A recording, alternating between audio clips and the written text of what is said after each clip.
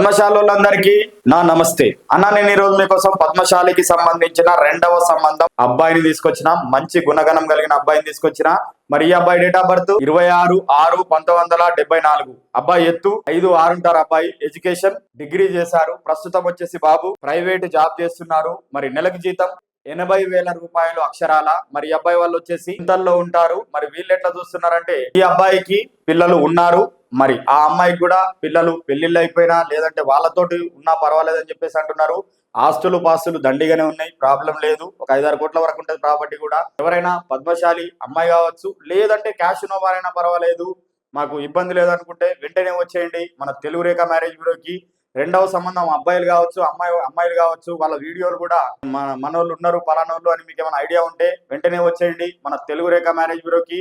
మరి మీ వీడియోలు మీరు చూసే అవకాశాన్ని మేము కల్పిస్తున్నాం కాబట్టి, మరి మీకు ఈ వీడియో నచ్చినట్టయితే లైక్ చేయండి, షేర్ చేయండి, సబ్స్క్రైబ్ చేయండి, దయచేసి గంట కొట్టండి.